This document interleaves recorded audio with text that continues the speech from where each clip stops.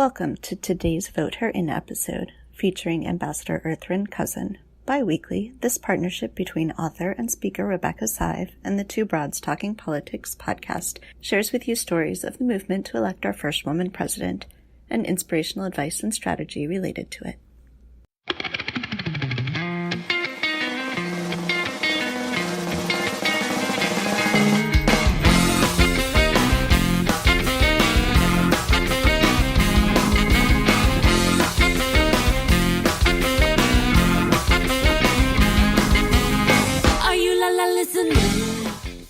Hi everyone, I am Kelly Pollock, and you are listening to Vote Her In, a collaboration between the Two Broads Talking Politics podcast and author Rebecca Sive, where we discuss the movement to elect our first woman president, along with related issues like women in government and women's executive leadership. Joining me as always is Rebecca, who will introduce our guest today. Hi Rebecca.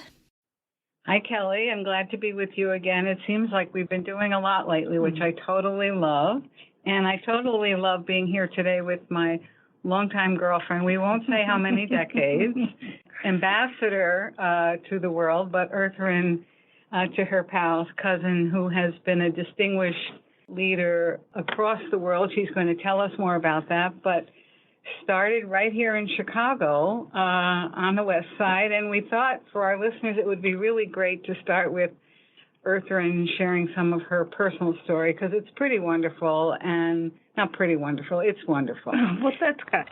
And then go from there and have this discussion about being an international leader of worthy causes and important efforts, as well as a local one. So here you are, and welcome. Oh, Rebecca, thank you for that very generous introduction. And it's so good to be here with you, Kelly, as well. And I appreciate any opportunity to talk to women about women.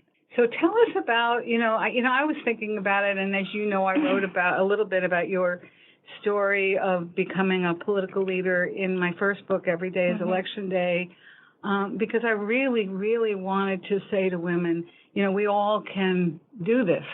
It's sometimes hard, sometimes we win, we also lose.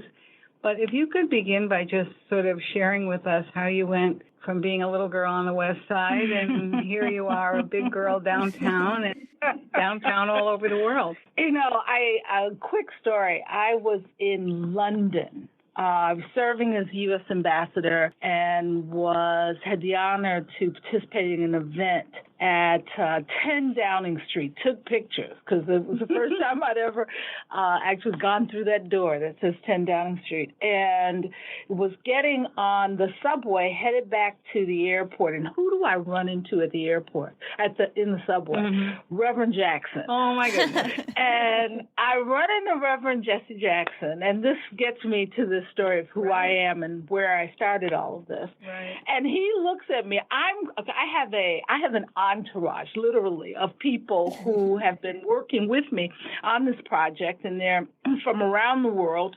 My team that was supporting me in the effort that we were working on that day, and he comes up out of the subway with his entourage, and he looks at me, and what does he say? West Side. Absolutely. And I look back at him and I say, always, always West Side. And he hugs me.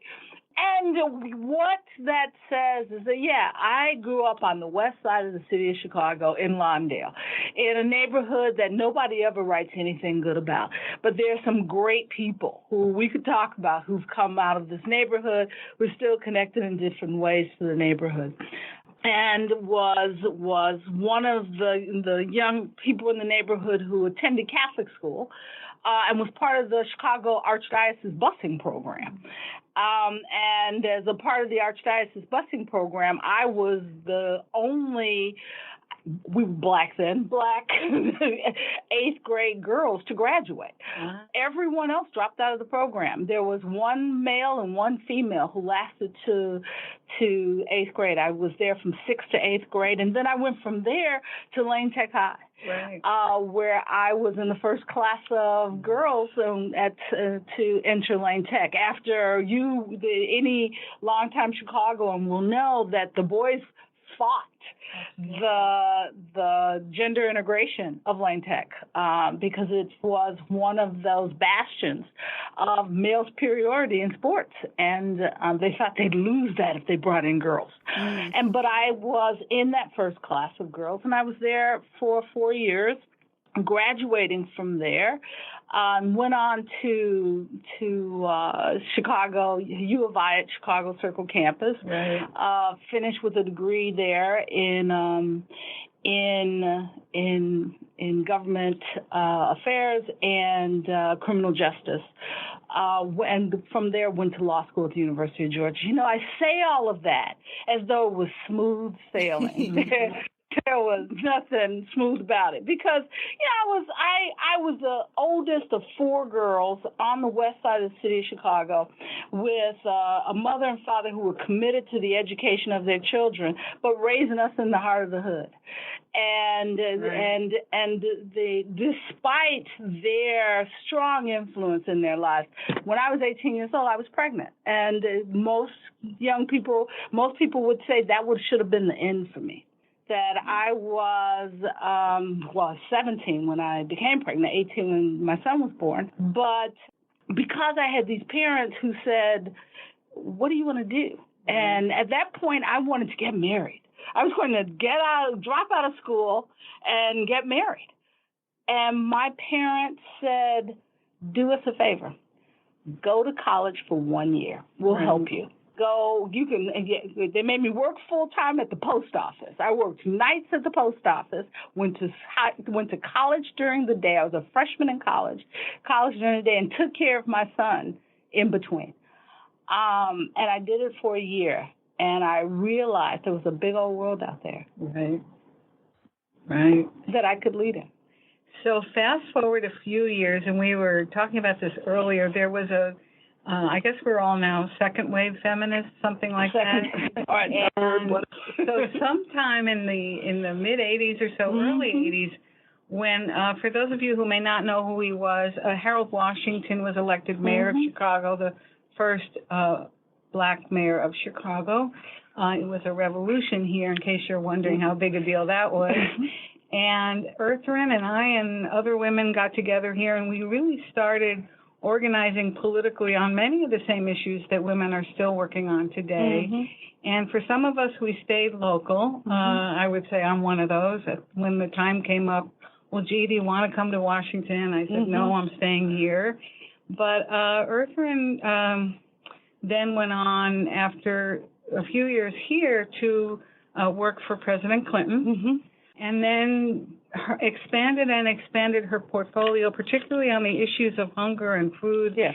And if you could just sort of fast forward from 92, say to today, and how that developed.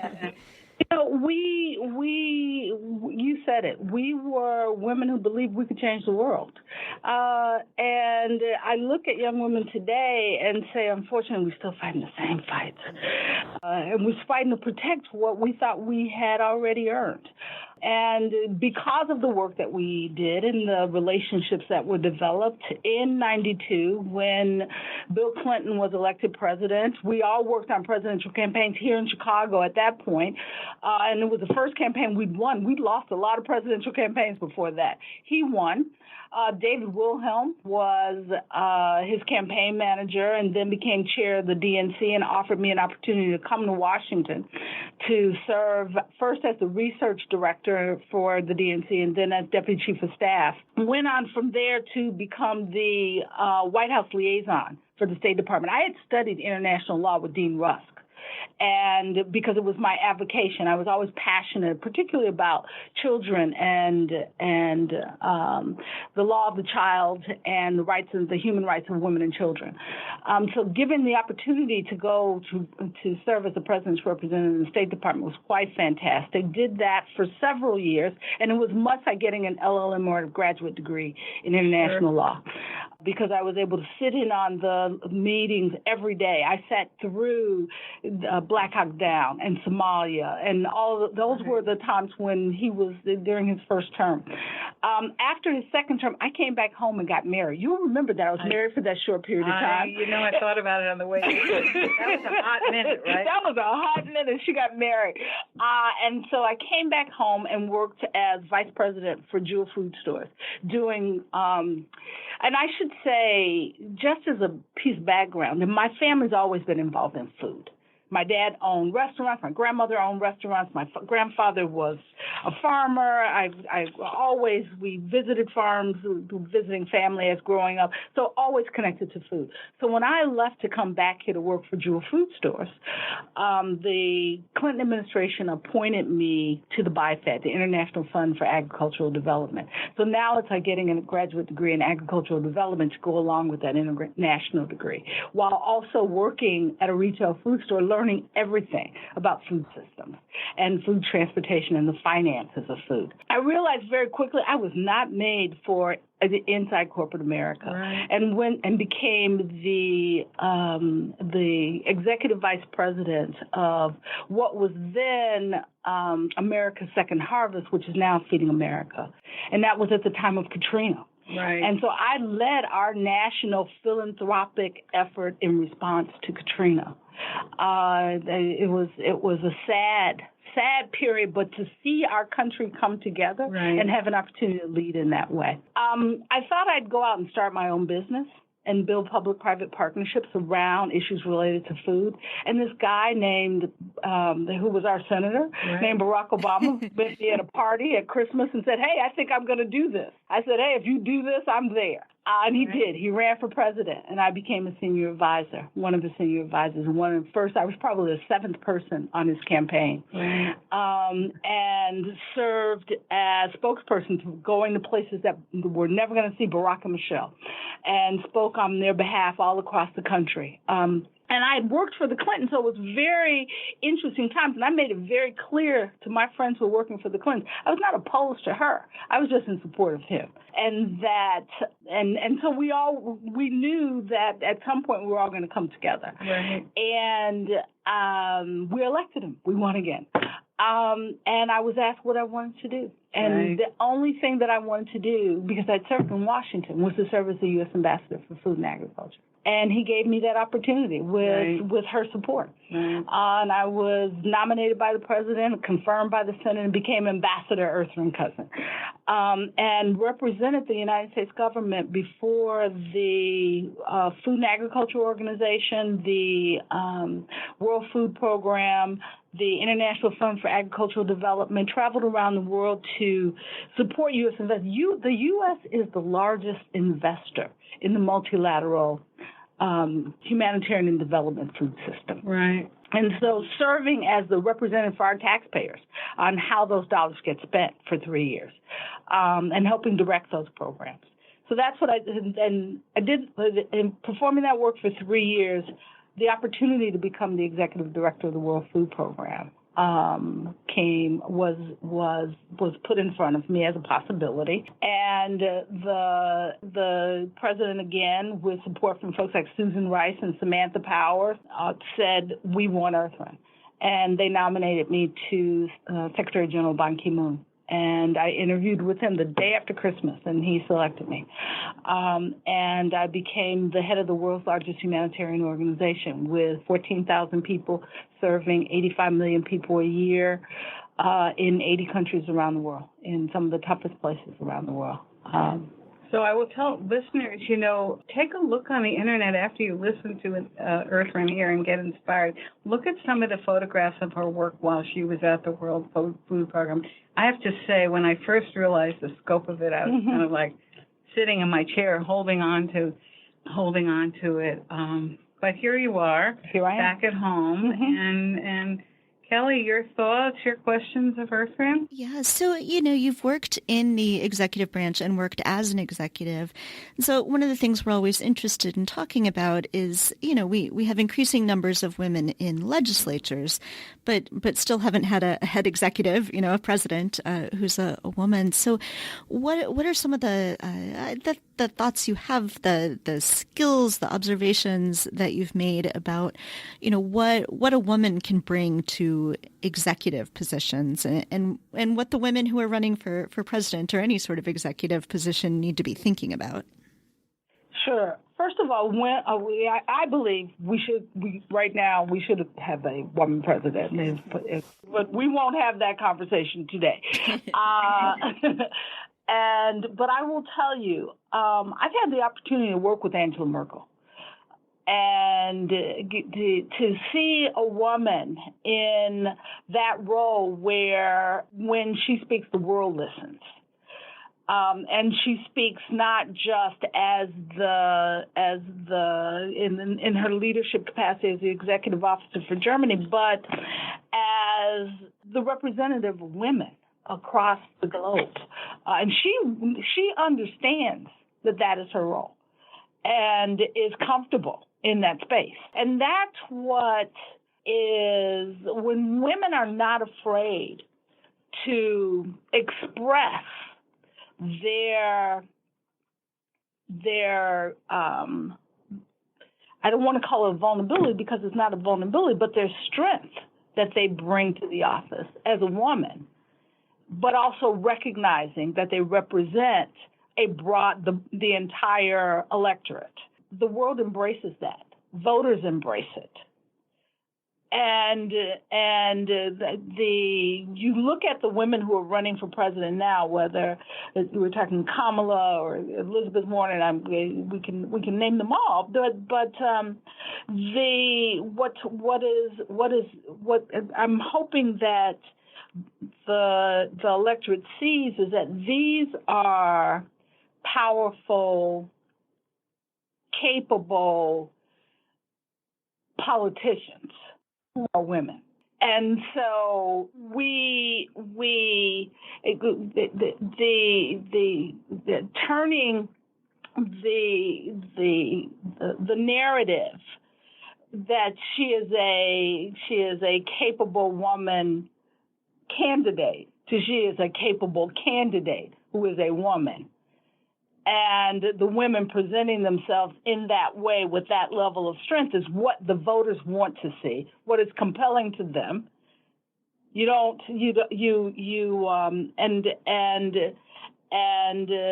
Which is why people are saying now is the time, and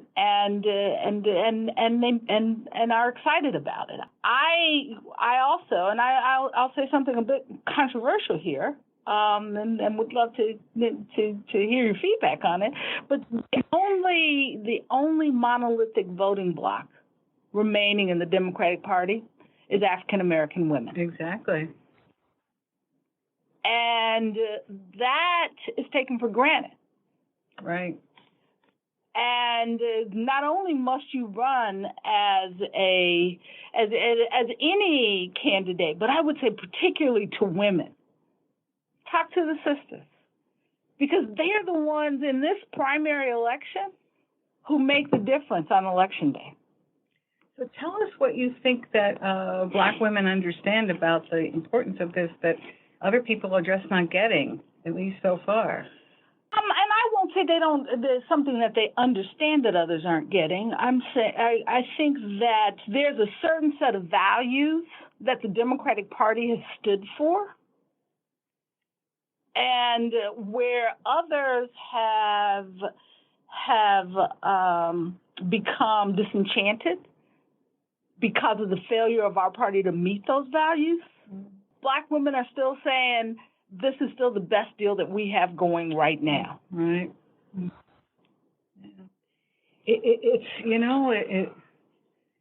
I wrote about this in my book, Voter In. Mm-hmm. We certainly all talked about it in various contexts, and it's so perplexing. I think that's kind of a mild word.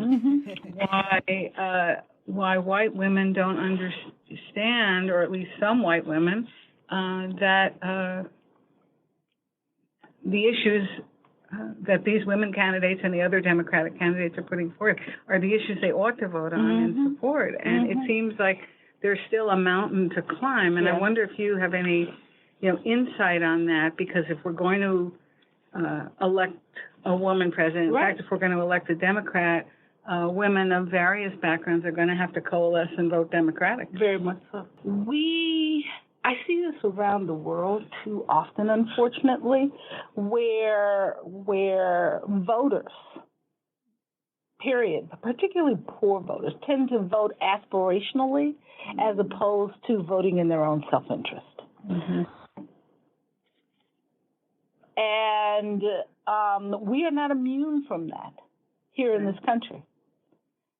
And if you look at all the statistics around receipt of government benefits, support for impact of inequitable administration of government policies, and the impact that has on the poor of any race and of women of every race, and then compare and overlay the voting patterns against that. You know this data better than I do. You spend a lot more time with it, that people don't always vote in their own self-interest. And which is the question, and this is a conversation that those of us who think about these kinds of things need to engage in and talk to the campaigns about, is how do we better develop the narrative that will build the awareness amongst that base of voters that have moved away from the party, or that sat out the last primary and the last election, and the general even more so, to ensure that we can bring them back to identify the candidates. And the challenge, I say that, and that is one area of concern. The other area of concern is now when we have so many candidates. Right. The average voter, again, you know the data, again, is not focused on these issues in the way that we do. And so the multiplicity of opinions and candidates and voices and the impact that has on voter engagement. I know Kelly's talked to a lot of different, on the course of the Two Broads podcast, a lot of different legislators on this matter of engagement. I'm wondering, Kelly, what your thoughts based on that with what Ertharin's had to say. Yeah, no, I think part of it that I see is while there may be other groups that sort of intellectually understand what might happen if we don't have a Democrat in power, they're not as likely to face the consequences. Right. Like I hate that the current occupant of the White House is the president and, obviously didn't vote for him. But my individual personal life has not been that affected. I mean, it has in that I have become politically activated, but my day-to-day life, otherwise isn't as effective. And I think that it is extremely I was going to say unfortunate, and that's not a strong enough word at all. It's disheartening. It's problematic that more people aren't thinking about people other than themselves when they're voting, and realizing that not just voting, but whether or not they're voting, whether or not they're going out and getting involved and being activists, because I think at some level they know that the cost to them is not so great. Mm-hmm. I appreciate that, but when we look at the 140 judges that he has appointed to lifetime appointments. It affects all of us. It affects all of us. Every single one. And we look at the dismantling of regulations in every department, from housing to education. The environment. And the environment. You look at what's happening with Title IX. I was just in a conversation yesterday in Washington about food labeling and food safety and the new food charts that are in process of being developed, the pilot programs for food access that have not been implemented by the USDA, and on and on and on. And you will quickly recognize that while we are focusing on the issues of the day with the tweets and the Congress, there is a shift that is happening in our government that will affect all of our lives. And unfortunately, and potentially the lives of our children. Yeah, well, absolutely. I mean, it's clear that it will take years to reverse a number of these policies, right? Related to that, of course, there are women who've been mobilized to run for office. They ran, and many ran and won in 2018, many of whom are mothers.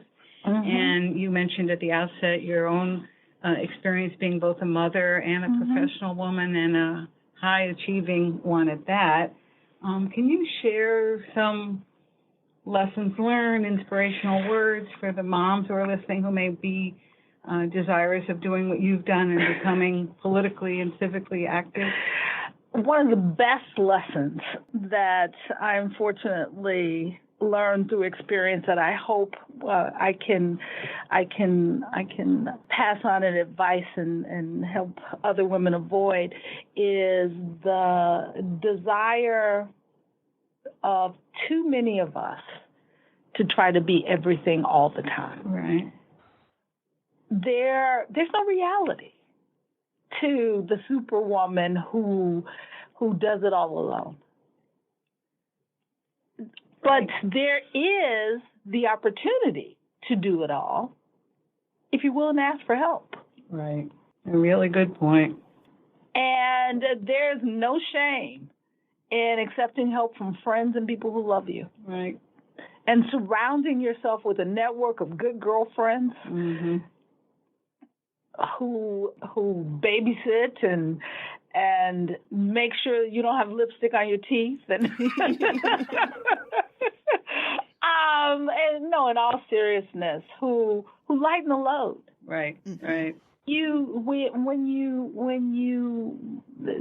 The opportunity to serve is just that. It is an opportunity to serve and to lead. That when given this gift, you embrace it and you do your best. But it's a myth that, you can fry up the bacon, chop for the bacon, fry it up in a pan, and never make him forget he's a man. Remember that? I do. That's a myth. And too many of us try to live up to it. I have so many friends who regret not having children. That's, in our generation, I was told at the outset of my career, you can either have a high-level career or you can have kids. I absolutely was told that when I was at graduate school. And fast forward about 10 or 12 years, I don't think you and I have ever talked about this. No. I was asked to run for office, and I was told by people who shall remain nameless that I had to have children in order to be successful. Good statement. I know we're running out of time here, and we hope you'll come back. I'd love to. And I hate that I went on too long. You asked when I haven't figured out a way yet of telling that story without making it so long. But I appreciate this opportunity because I have more of my career behind me than ahead of me. And at this point, one of my primary objectives is to make sure that there's an ocean of women. Absolutely. That come behind me and that I make that path a little smoother for them as they go. Oh, I love that. Well, thank you. You're welcome. It's a treat to be here. I don't know if you all can picture nodding heads. Kelly on one phone, over here. You could hear my nodding. Exactly. We can hear you nodding with hugs to follow. So thank you again. You're welcome. And for our listeners, as I said, make sure you look at some of what Ertharin said and done and some amazing photos, and you too will be inspired. The Vote Her In segment is a collaboration of Two Broads Talking Politics and author Rebecca Sive. Our theme song is called Are You Listening off of the album Elephant Shaped Trees by the band Immunuri, and we're using it with permission of the band. Our logo and other original artwork is by Matthew Weflin and was created for use by this podcast. You can contact us at twobroadstalkingpolitics@gmail.com or on Twitter or Facebook at twobroadstalk. You can find all of our episodes at twobroadstalkingpolitics.com or anywhere podcasts are found.